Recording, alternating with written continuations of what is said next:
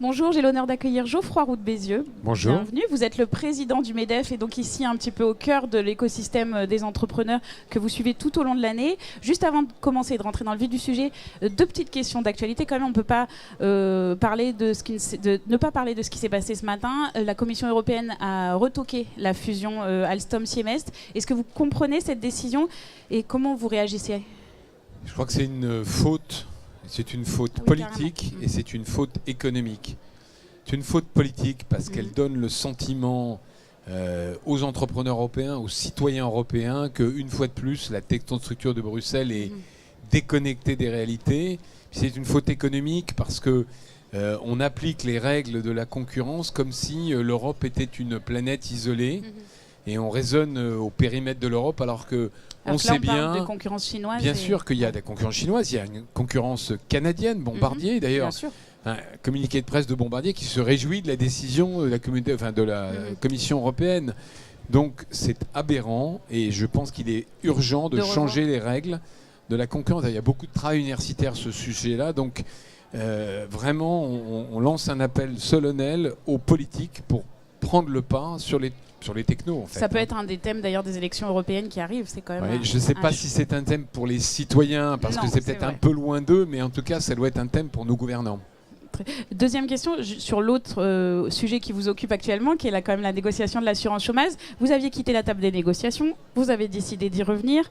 Finalement, quelles sont les marges de négociation aujourd'hui et qu'est-ce que vous espérez au final, vers quoi Écoutez, on a choisi de, non pas quitter la table, mais de suspendre les négociations. Pourquoi ? Parce que on voulait comprendre de la part du gouvernement si oui ou non on avait le moyen de négocier sur le volet dit de la précarité, c'est-à-dire l'augmentation très forte des contrats courts. Le gouvernement, enfin le Premier ministre s'est exprimé, il a été clair, il a dit ce qui compte c'est l'objectif, c'est pas la méthode. Et donc nous on fera le 14 février des propositions alternatives au bonus-malus qui était dans le projet présidentiel pour faire en sorte que les secteurs qui ont besoin de flexibilité puissent offrir aussi une forme de sécurité aux salariés qui sont en contrat court. Et donc, vous avez bon espoir que ça aboutisse ? Bon espoir, c'est une négociation, mais je rappelle qu'il y a un autre volet, un volet très significatif autour de l'incitation au retour à l'emploi, autour des économies, et qu'on attend aussi des propositions de la CFDT, des syndicats, et que ce n'est pas simplement unilatéral. Nous, on va faire un pas.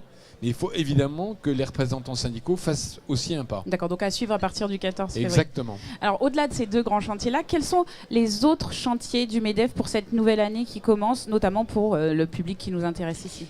Alors, d'abord, on a un chantier de rénovation interne. Le MEDEF, le mouvement patronal a 100 ans, mais le MEDEF a 20 ans.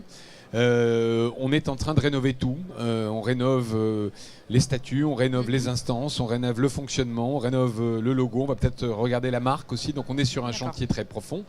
Ça, c'est le chantier interne. Les chantiers externes, ils sont multiples. Le grand chantier, c'est celui de la compétitivité de l'économie française des entreprises. Donc on participe au grand débat.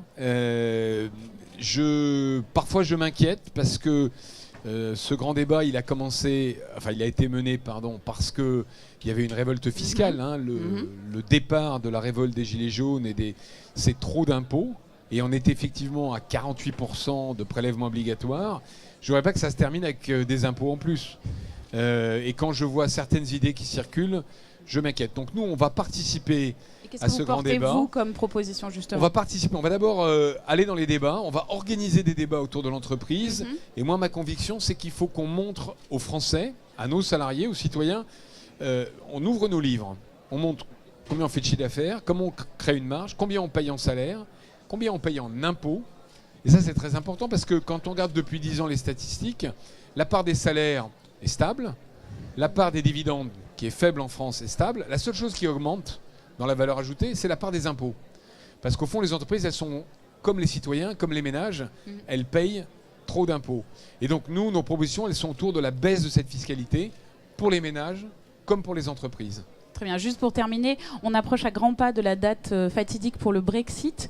Comment vous appréhendez cette échéance ? Et en cas de no deal, comment faire pour accompagner au mieux nos entreprises Alors écoutez, on va avec une délégation de chefs d'entreprise demain et après-demain à Londres. On va discuter avec le numéro 2 du gouvernement britannique, avec le patronat anglais, pour essayer de voir comment minimiser ce qui sera ce qui sera, il ne faut pas se tromper, une période très chaotique pour nos entreprises. Dans tous les cas, qu'il y ait deal Dans ou tous pas. les cas. Ce qu'on comprend du gouvernement britannique, c'est que s'il y a un no deal, ce qui est quand même le scénario aujourd'hui le plus probable, le 30 mars, le lendemain du Brexit, l'application des contrôles sanitaires, des droits de douane, etc., sera appliquée avec modération et pas avec zèle, de façon à essayer de faire une sorte de période de transition. Oui. Voilà, et c'est ce qu'on recommande et c'est ce qu'on... Ok. Geoffroy Roux de Bézieux, merci beaucoup. Merci.